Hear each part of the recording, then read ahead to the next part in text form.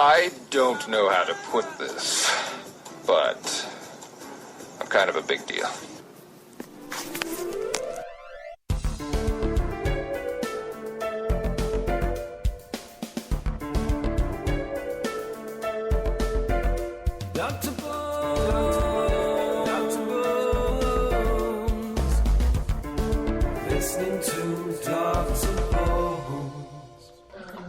Good evening, this is Dr. Bones Live, and this is part 2 of my interview with HighSchool Sweetheart. So, I'm back with all 4 of them, Jess and Jagger and Nick. So, let's get back into it. Let's get back into the latest EP. Just before we finish with the first part, you were saying that a lot of them were older songs that kind of helped you, and you've been writing new ones. And now, with a lot of the new ones you have, are there plans to make another EP, or are you going to kind of let this one kind of make a little bit of headway first? We have a plan. We do. Master plan. And yeah, you'll see. It's gonna be big. I mean huge. Whatever it is, however it comes out, I guess it's gonna be completely different. There's a lot more fire behind it, I'd say. Like, I think it's gonna be quite the nice little contrast to the record that we're putting out right now, I guess. There it was. That we had put out in January. Yeah. I think probably, we'll see how things are going, and like we wrote a lot of material in like a really short span, and a lot of it is kind of working really well together. So I think that if and when we do look into like a full length, we would want to do it like an actual. Here's not just an EP, but put together 10 songs and really set the tone, set a mood with this album. And I think we have a lot of good material for it. Oh yeah, so we're just sitting on it, seeing what's going on. Let's just say that we want to develop more of a YouTube presence. We want people to get a more visual representation of HighSchool Sweetheart, as well as a more progressive musical representation also. Yeah, things are changing. Oh, well, fair enough, I know you don't want to divulge too much, but just since the EP is out right now, there I was, it's, you were talking just before we took a break here about, kind of thinking of a little bit, they kind of picked up with Hiatus of Lincoln, it's a little bit more serious and that sort of thing. And, that was probably the first song I heard that Jagger had sent to me, so thank you for that, Jagger. No problem. Jagger.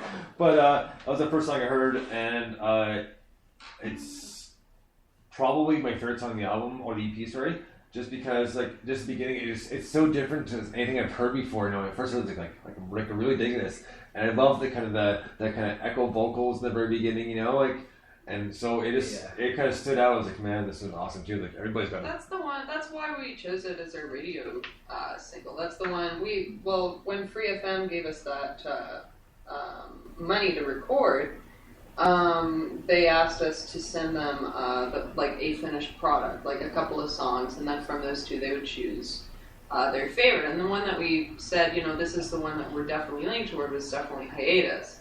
And then the second song was Drum, I think. Mm-hmm. And we actually had to send them a radio edit because obviously there's a big F word part. And it's like the only time that we ever really swear in our songs, but it's like the big 4-letter. Wasn't that in Drum though? The Hiatus, drum. That was in Drum. Okay. At first, sorry. And they went with our suggestion and played Hiatus, and people the reaction to it was really cool. Actually, it was surprising because there were the other tracks on the EP were. I think more like single material, I guess, like more the poppy, quick, like grab your attention sample of our sound. But the 2 singles we chose were kind of us, the beginning of us kind of wandering away from that sound. Mm-hmm. And so I felt it was almost kind of a risk putting Hiatus out there, just because even the structure of the song itself isn't really single, long. And it's long, it's song. Weird. But it was also a really cool way to weed out people who understood us, as our fans, and people who wanted us to go that way, and we've gotten a surprising, good feedback. Yeah. Well, I mean, obviously your fan base has developed and grown over the years. I mean, I'm sure you can notice, obviously maybe some familiar faces at some of the venues you played. Oh yeah. A lot of new faces as well. Yeah. Yeah, well, there's a constant revolving door of people who will come and see a band on a regular basis. I mean, you get people coming, for like regularly to every single show, and then it'll die off, and then you'll see new people, and then sometimes people you haven't seen will come, and it's interesting seeing that because it's just another one of the social aspects of being in a band, and like I think we're all observers of human nature. I mean, we're artists, and we're sensitive to that.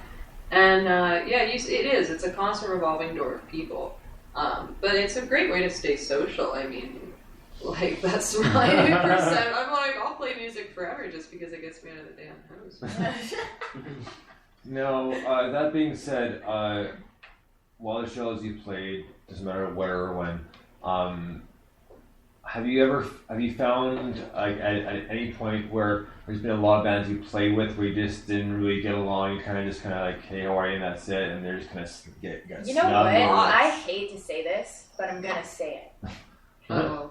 It has been that in terms of answering that question, the female music scene for us has been like that, where we played a show. Yeah, weirdly, when we see other women performing, playing, like living the musician thing, we're open arms to them. We're open arms to anybody, but especially them because you can connect on that level and just kind of be the minority thing. And there's a lot of that kind of. There's competitiveness. Icky kind of like, why are you looking at me? We want to see more like sisterhood and like, we want to play more shows. Actually, we went out and saw the Anti-Queens play their Toronto band, punk band. They came to the Blackshire in London. They were great. And we just Anne saw two females fronting a punk band and a drummer playing the Blackshire, and she called me. She's like, yo, we should go out and see them. And they were awesome. They were totally excited to hear about our band. We were stoked about their music. It's freaking awesome. And that was like the first real experience we've had with another female project that was positive and not intimidating and not kind of like. There's always like this weirdness, and I don't know, like we're sensitive kind of people, I guess, but there's always this sort of like, oh, you're here, kind of like. Yeah. And especially when I was playing in rock bands, like that's kind of bad because you get this sort of like rough attitude. You're in a rock band or whatever, and then but you're also a female, so you have to have that sort of like don't touch me kind of like persona. But it's like I never really had that. I just I'm just like, hey, whatever. Like I'm here to party, so whatever. It's really sad because there's like in the 90s we're talking about grunge and all that, Bikini Kill and Hole and all that. There was such a sense of like feminism. Oh yeah. And feminism to us is very important. People get so scared to identify as a feminist. And I was talking to Anne about this. I saw on like some sort of show on TV. They were talking about like pop princesses like Katy Perry and a couple others. I don't remember their names. And they were in interviews and they were asked like, "Are you a feminist?" And they were like, "Oh no, I'm not a feminist." But the definition of that is just seeing that men and women should be equal. And I thought it was really sad as they're catering to like predominantly female audience, and they're not. Is. Like, and they're influencing a young female audience predominantly, and they won't even identify it as a feminist. And that's kind of what Anne and I would like. Well, it just shows their level of education. Like I don't want to criticize. Like, it does. It shows their level of education on the subject. Mm-hmm. Clearly, they're busy with more important things.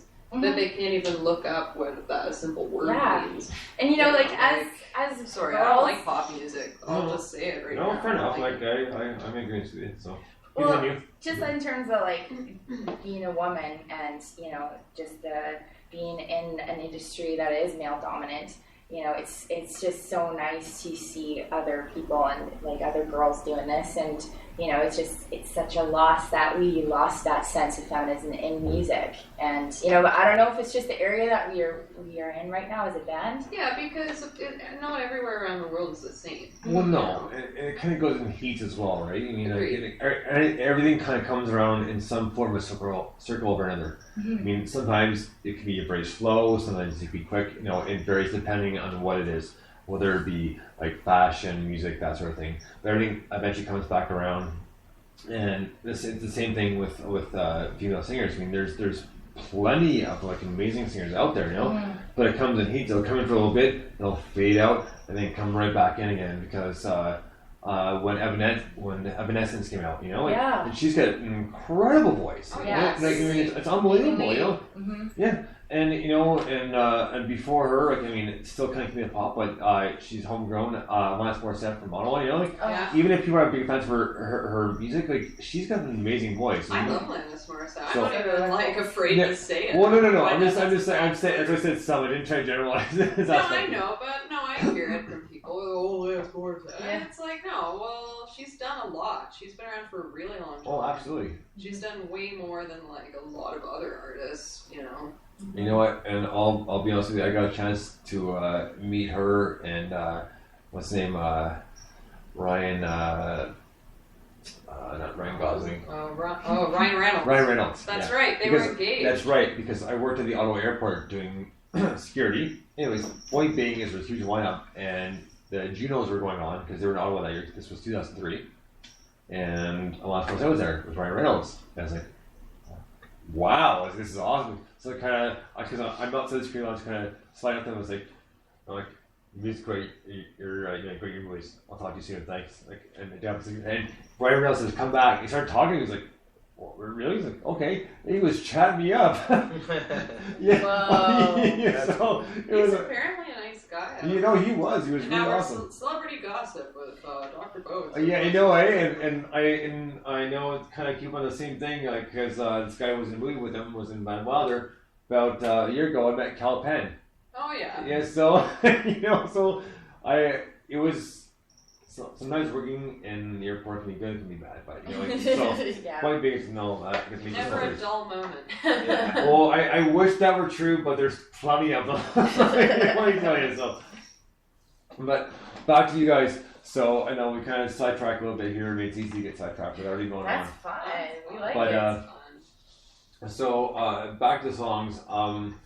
The way this EP flows, from the very start, which to the end, kicking off where it was, and then, kind of taking a little bit of a dip down, and then you get the morning after and that sort of thing. Now, the morning after is a good tune. I really, really enjoyed it. It seems to be, a little bit kind of darker than Hiatus is. Just my personal opinion. Yeah, absolutely. And I'm kind of wondering what you guys were initially thinking in writing this tune, because I've been listening to it and I can't quite figured it out, and my little I wrote it about an a-hole dude. That's totally what the song is about. It's about an a-hole dude that basically it's like a lead-on sort of great, I'm here now, and you're a creep and ugh.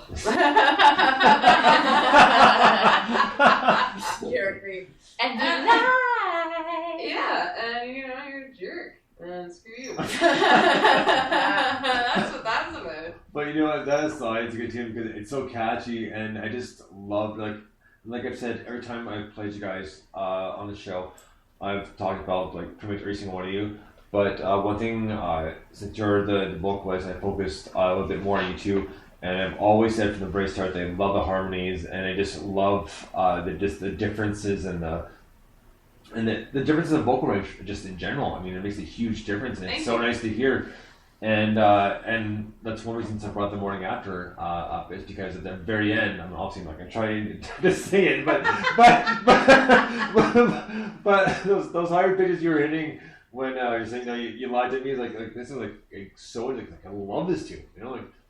I was sort of trying to embody some kind of witchy chant kind of I listen to a lot of Middle Eastern music, right, and a lot of that sort of music involves a lot of odd sort of high notes and sort of nuances in the voice that you don't really hear in Western music, and that influences my voice, my vocals hugely.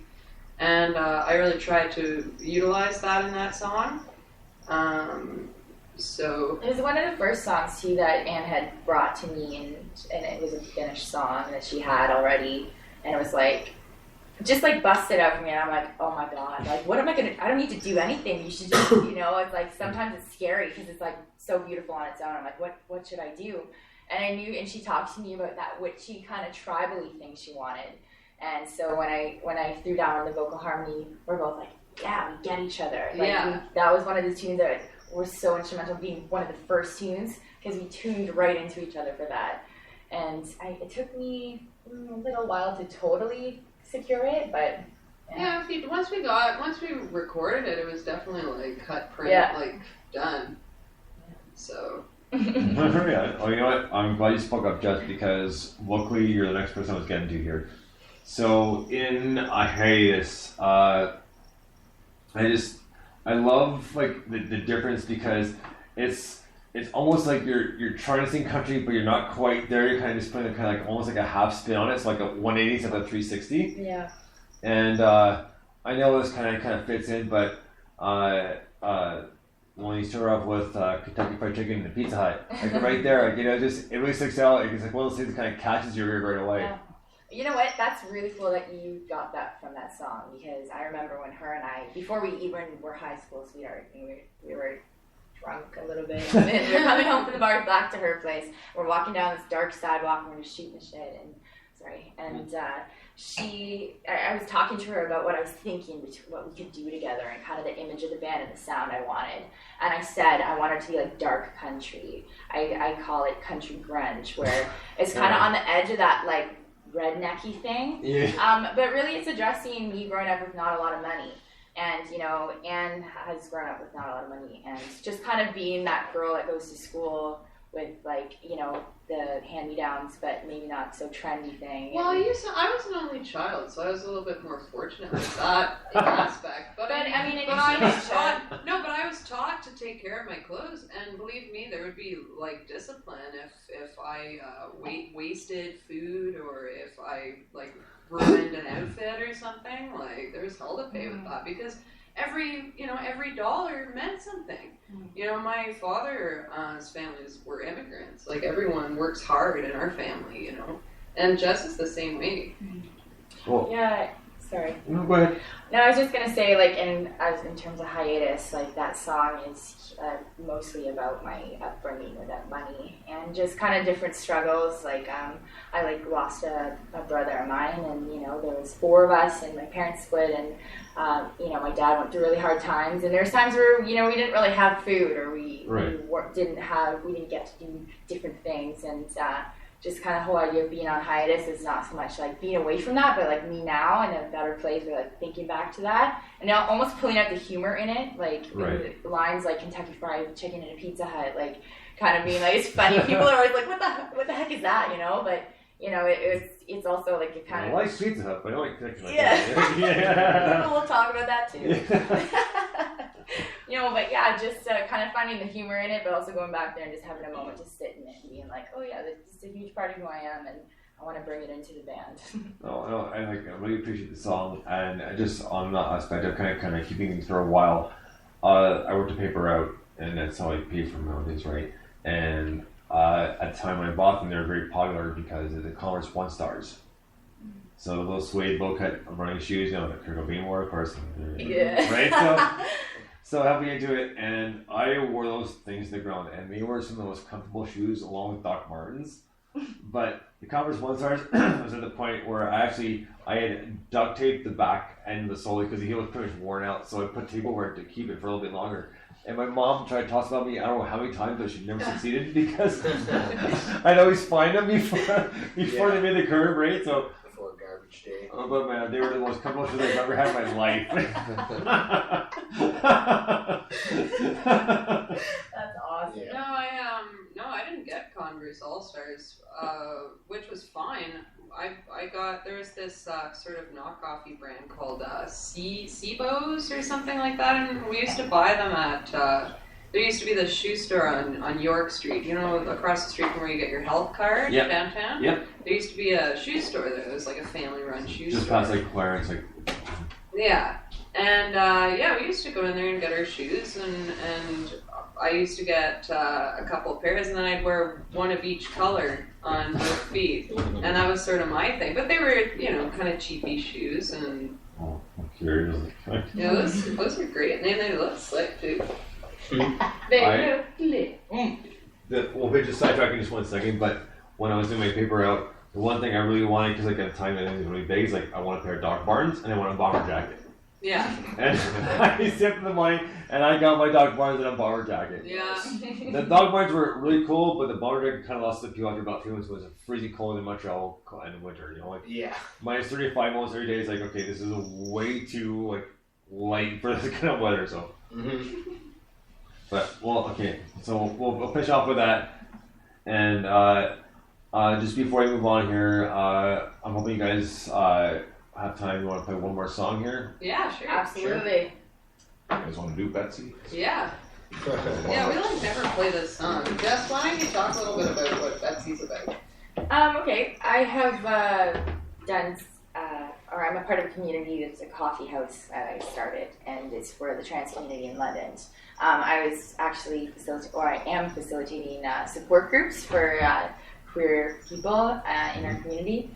And I found that the trans community is like the bottom of the totem pole. So yeah, I started this coffee house and ended up meeting a lot of trans people. Anyway, met this girl named Kim, and actually now I can say her name on the radio because she's out, which is awesome. And I wrote this song. She's the first trans person I ever met.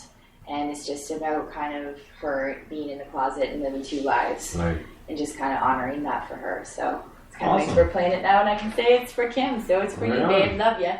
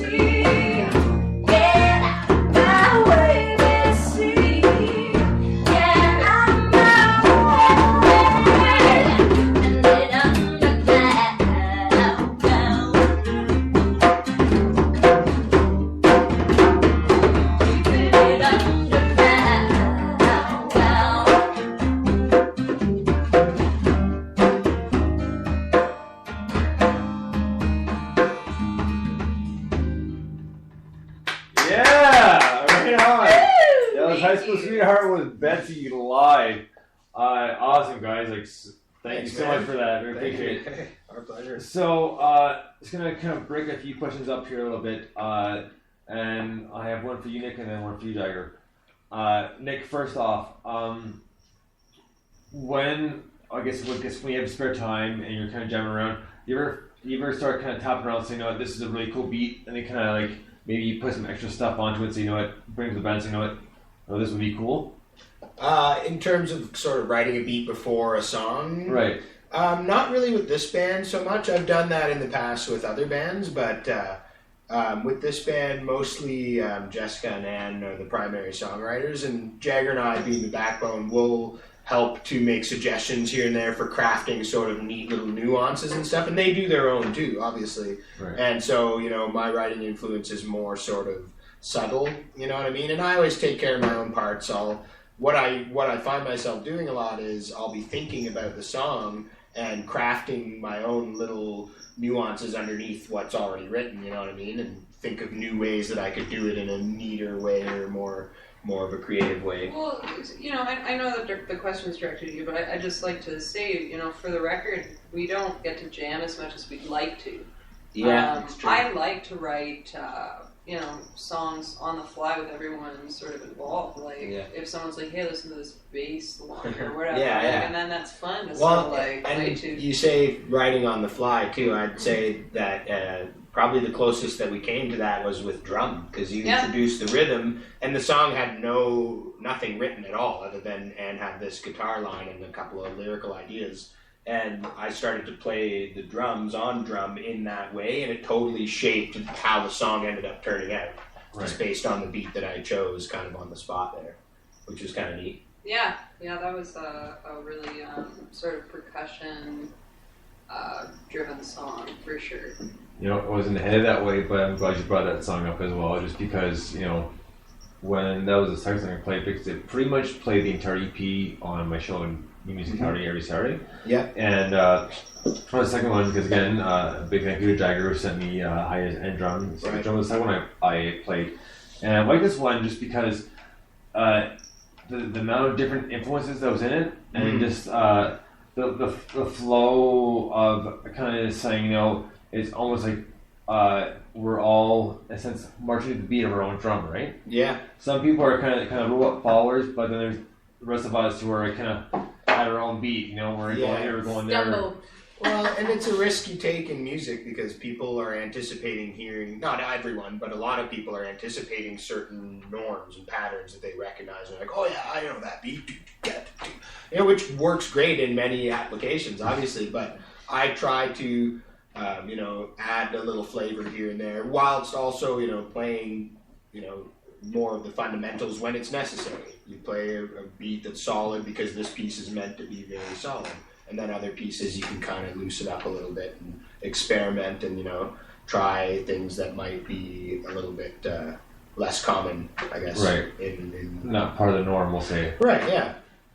Yeah. So, and I have a ton of influence from various drummers, one of them being whom we mentioned earlier, Danny Carey, who's a master on the toms, obviously, and he incorporates all these wicked tribal rhythms and polyrhythms and various time signatures. So, you know, anytime I get a chance to kind of play around on the toms a little bit, I definitely jump on it. Well, wow, that's more than I ever would have thought. That's awesome. So, Jagger, you're next, buddy. So, here we go. With the majority of your bass lines, I've noticed a bunch of different influences, like musical influences, between, like, let's say, blues and jazz, and then you got your rock and pop. Now, what do you find you lean more towards when you're playing? Like, is there any specific kind of genre or kind of like dual genre that you're going to kind of go with? Well, the song invites... a lot of the songs will invite many different genres, so I kind of try to play to that genre. For example, we have a song called Drunken Cowboy, which is very much...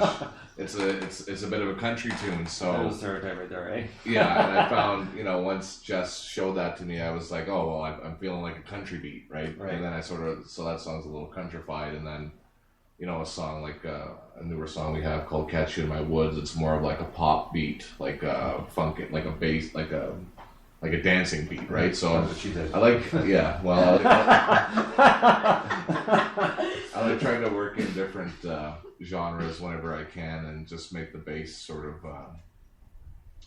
complement the song, you know, be able to sort of supply any genre that comes forward and be able to sort of provide something. of a bass line for that. And the girls write. There's lots of different genres in the songs. Right.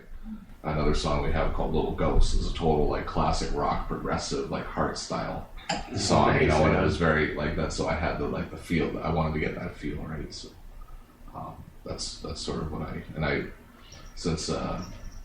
The girls are always typically playing acoustics, and I'm playing an acoustic type, but I typically, when we're playing full band, I'm playing a fretless bass. So try to sort of incorporate a bit of that, as Jess likes to say, get the pulse and going.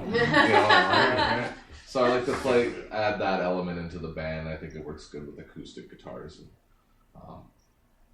so yeah, that's been awesome. Holy cow! Okay, for our listeners out there is a kitten that Jess is holding in her lap. It's Her looking name is into my Freya. eyes. You're so cute. Her name is Freya, and she's a big suck. She's a little sweetheart. I don't know if you heard all the little jingle jangles, but there's two cats with little bell collars that are completely taking over the radio show at this period of time. Keeping the spirits up with a little jingle dang. It's alright, we're okay with that. Yeah, more and more we're finding though as we progress, we're getting more opportunities to write like music together as a band, and that's when we first started. There were a few songs that were already established, and then a few of the tunes we were writing when Jagger and I joined the band were kind of riffs that each other had that Ann and Jess had already had, and we're just piecing them together. But now we're starting to get more of an organic flow to the writing process, which is awesome. Absolutely, yeah. Well, I just have a few more questions for you guys, and if you want, wink wink, if you want to play another song, we'll get to that in just one moment.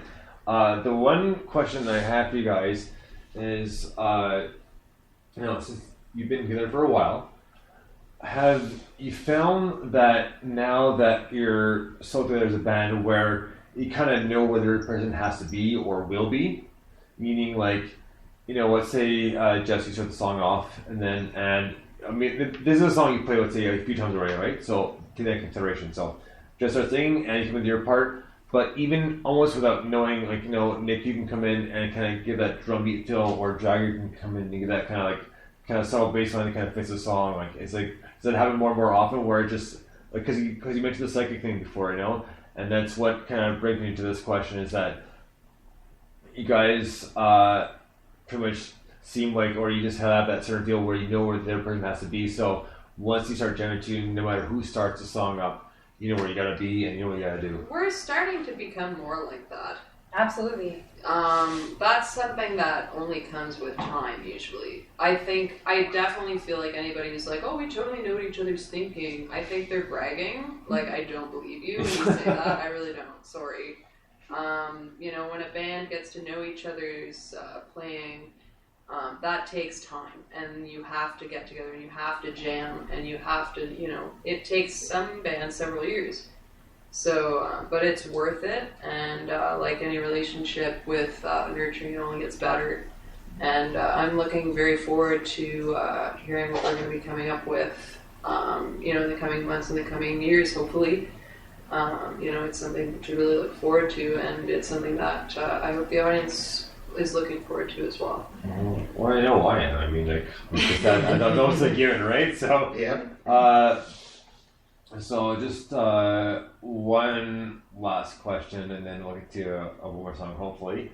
And this is for all of you. Since you guys have started playing together, like how? I mean, I know we kind of somewhat answered this, so it's kind of like a take off another question.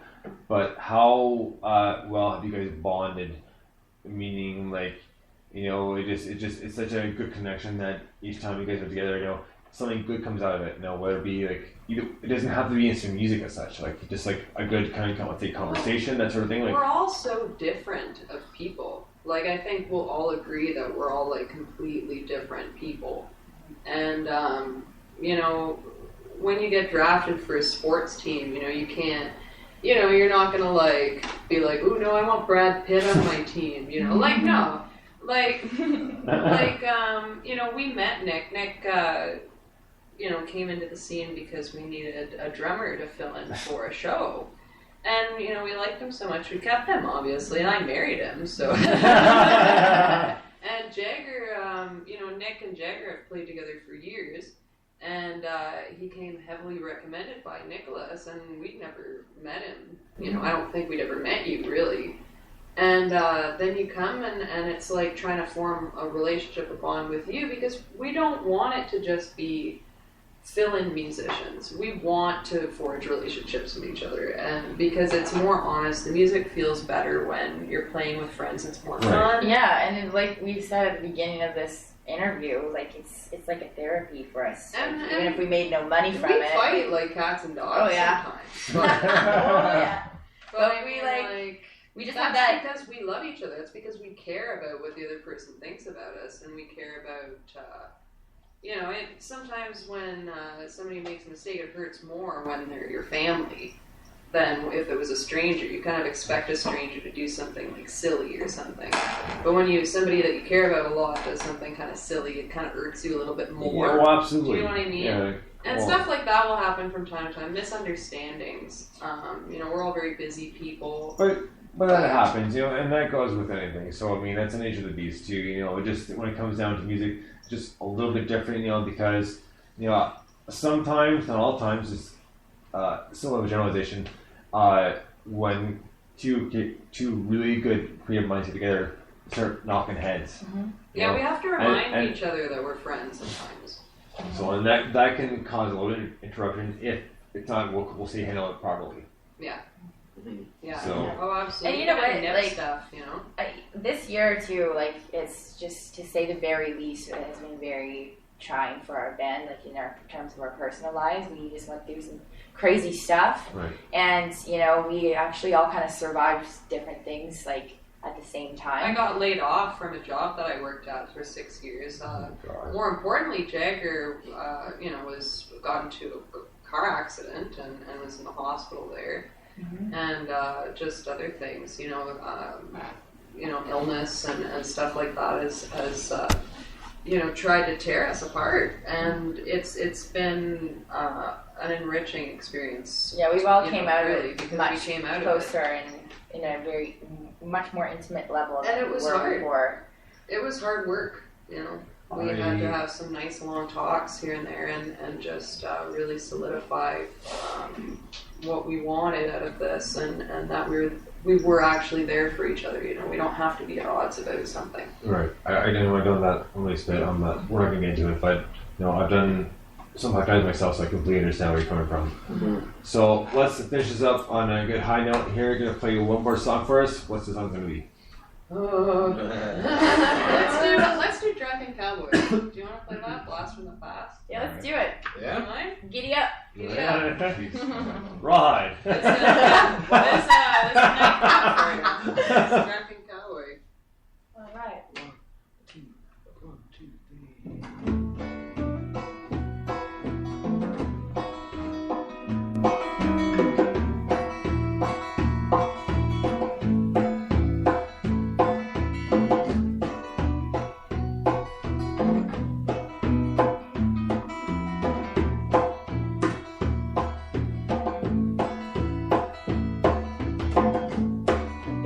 Roll